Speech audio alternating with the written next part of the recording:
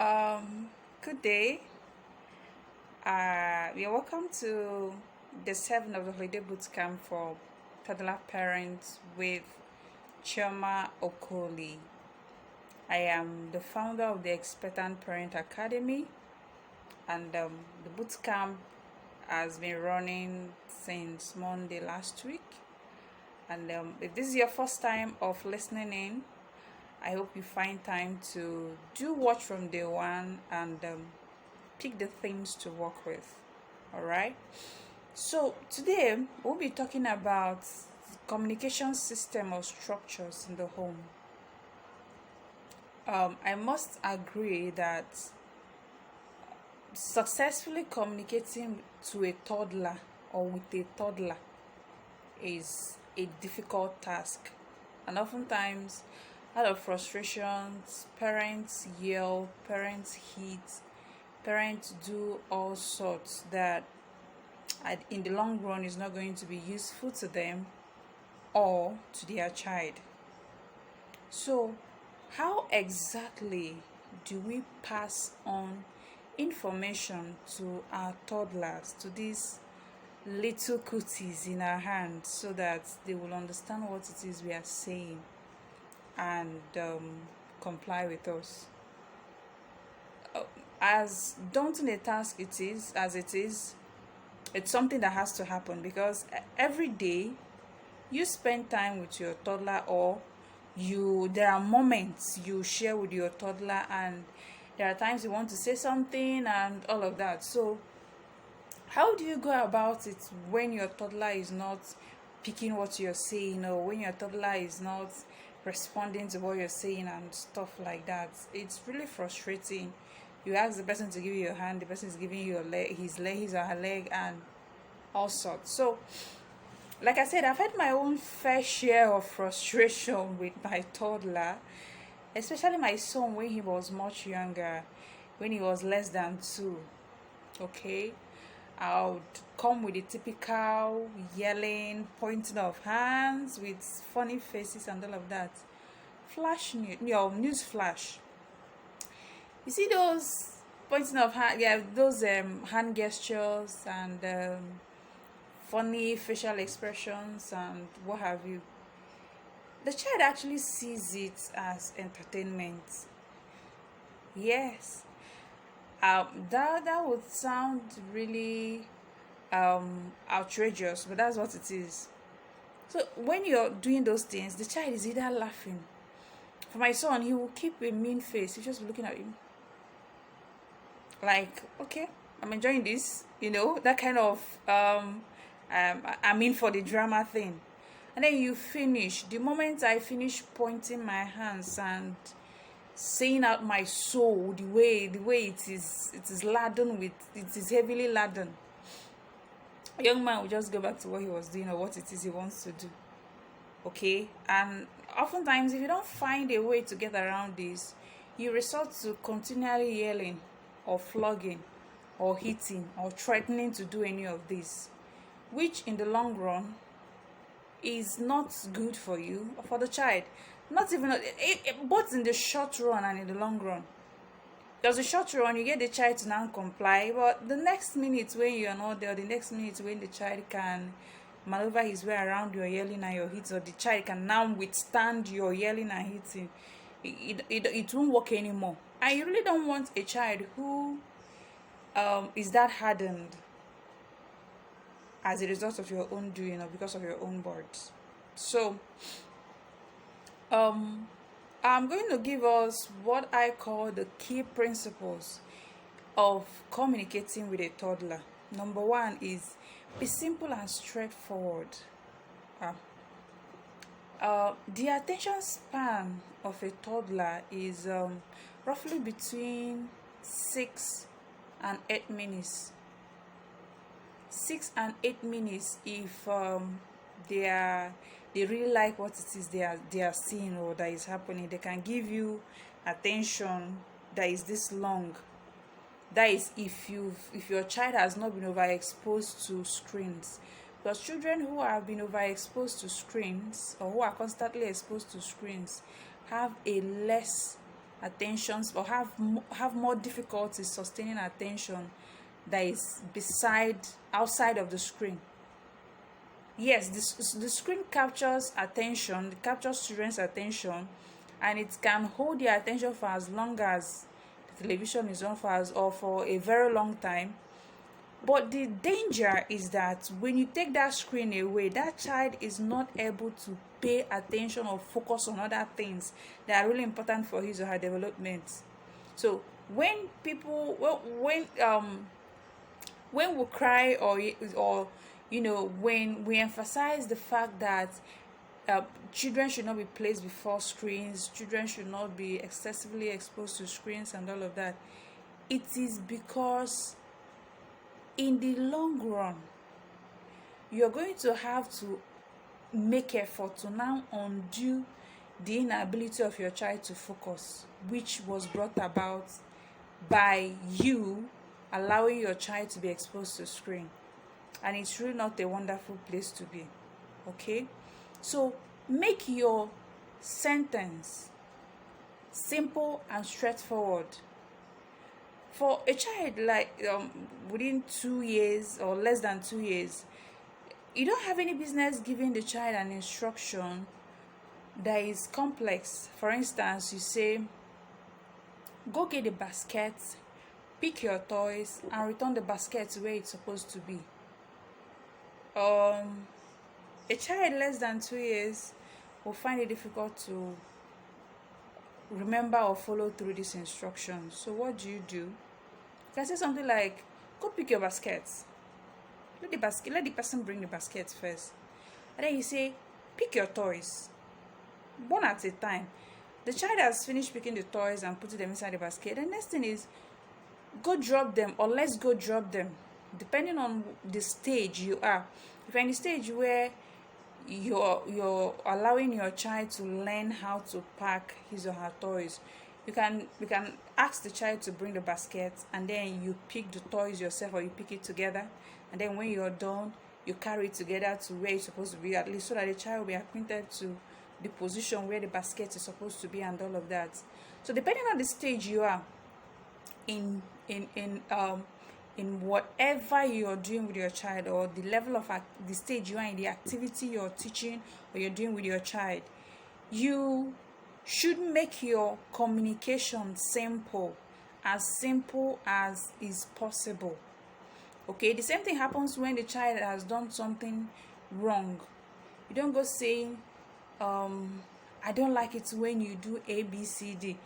That is not nice. I've told you this before. The child doesn't know which one to take. Is it that it is not nice, you don't like it, you've said it before? So which one exactly is important to you that you want the child to pick? So before you start speaking, I think it was yesterday I was talking about, you can take some time to calm down. Okay? You can take some time, some seconds to calm down before you start reacting to what the child is doing. You also need that emotional control in your communication with the child.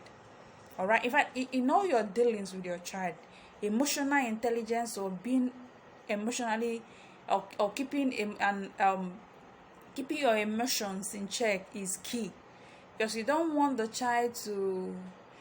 to communicate out of your frustration, or out of your annoyance, or out of something else that has happened outside of the child.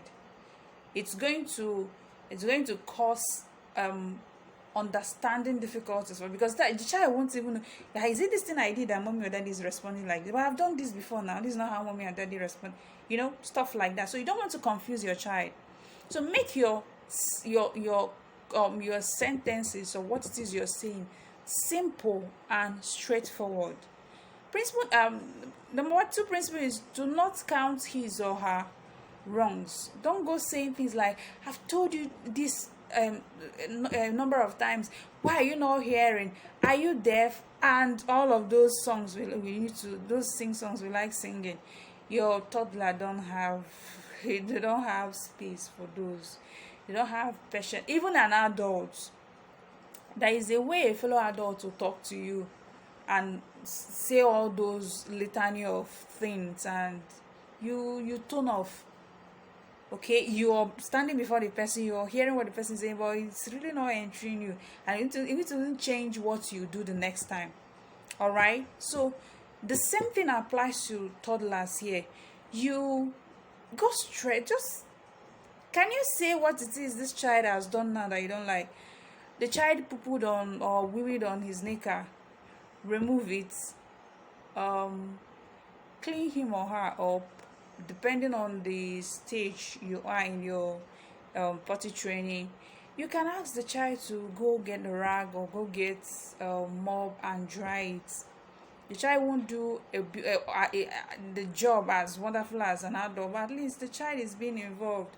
So you are not transferring aggression that or frustration that the child wee-weed or put on his knicker. You don't allow it to come in the way of you saying, making the child understand that next time you want to wee or you want to poo, tell me, or go to your pool or go to the toilet or something like that. Make the child actually understand what it is you want per time. I want to believe we are getting a hang on what it is we are discussing today. All right, so the principle number 3 is no name calling. Please, no name calling. Names like what have you? You don't hear, you don't pay attention. These are really mild ones. I'm finding it difficult to remember, but those of us that call names, we know what it is we call, and these are really not wonderful names. So your child has no business with you talking to him in a manner that he's wondering what's going on, or she's wondering what's going on with mommy or daddy. All right, so leave name callings and go straight to the business. All right, so the fourth principle is make it as cheerful and as peaceful as possible. For instance, your child is trying to eat or feed himself. Probably you wanted to feed him or her. He insisted that he wants to feed himself, and then you allow him to. The moment you decide to go get him water or just do something else within close range, you find out that he pours the food on the floor, and then you go ballistic. Calm down. Okay?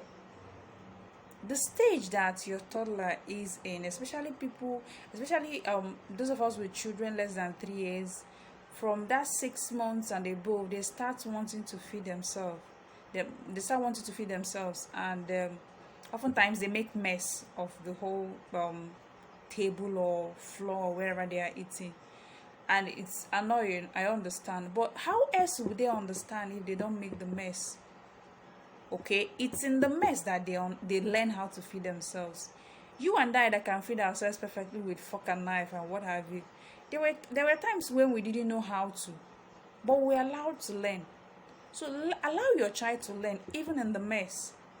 It goes beyond feeding. Sometime 2 times ago, that was around January, February, I started teaching my son to wash his school uniform. Oh my God, the first day we tried it, I was like, no, I can't do this. I can't do this again. But you know what? We continued because I was in that space where I wanted him to learn, to have a routine for himself when he comes back from school. And washing his school uniform was one of the things I wanted him to learn. He was 3 years and about 6 months then when we started. We progressed, and over time the mess became less. So it is in that mess that they learn. Practice, they say, makes competence. All right? The more your child practices at a thing, the more they learn and the less mess they make. And everybody is happy. I don't know about you, but I really want to bring up a child who is independent of me, a child who can take care of him or herself. That's my goal.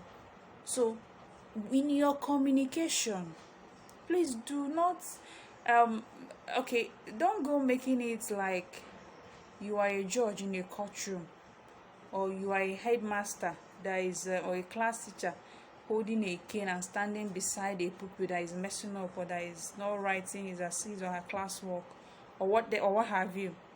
So your job is understand your child's learning style. Like, my son is the typical boy, okay? So if you're talking to him and you're making it look like, I told you not to do this now, I don't like this now, you're not going to make headway. But when you come and say bobo me, you see the facial expression, the way the name is dragged, it's who is calling his attention. And then you put your hand on his shoulder, or you hold his hand. You've gotten him. And he's that, this serious, so okay, what's up, okay, come on, bring it on. And he's paying attention.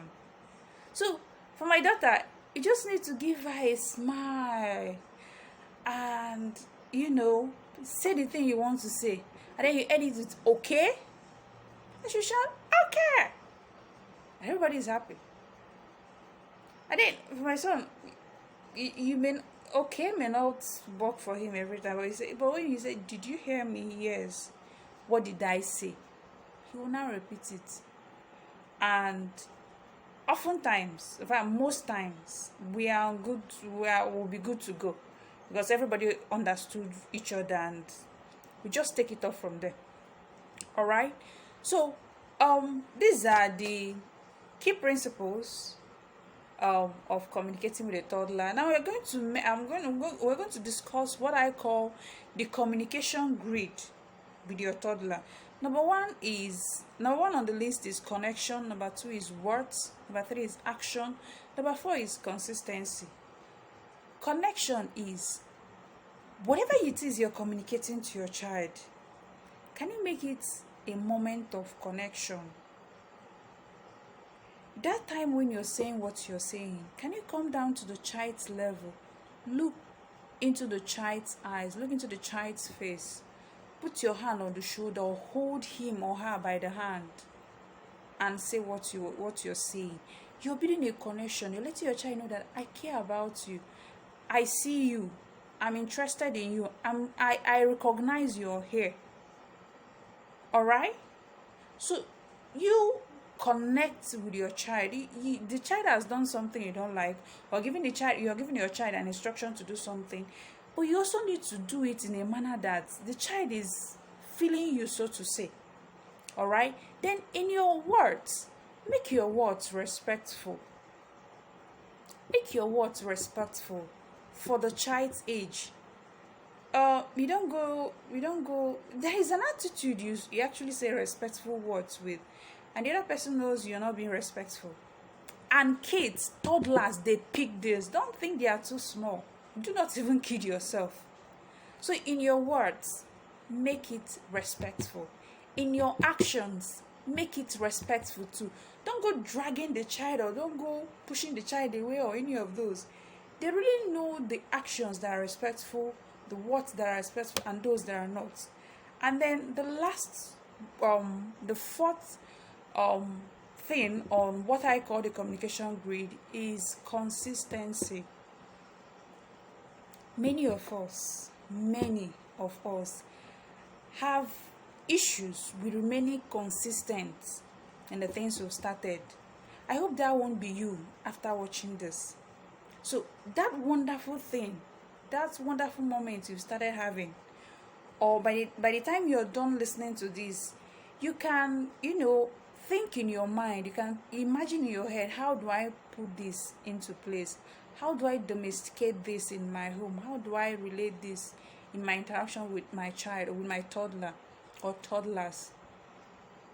Start working on it today and be consistent at it. Be in a space where you are held accountable to actually see that you remain consistent in these activities. No matter how high or low your mood is for the day, you are doing them one day at a time.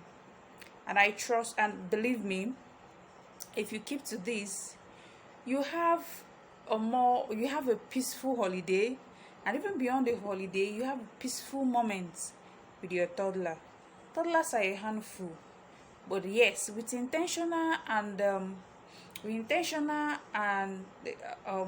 carefully crafted means of communication, activities to entertain them, and all of that, the toddler age, you can enjoy it with your children. You can enjoy the moments of these moments with them. Before you know it, they are gone. They are gone from this stage and moved on to preschool and all of that. So enjoy this stage. All right. So thank you for listening in. Tomorrow is day 8, and we're going to take another structure that is going to help us improve, that is going to help improve your relationship with your toddler. So thank you for listening in, and if you're yet to subscribe to the channel, please do well and hit the subscription button. Thank you, and have a good time with your toddler.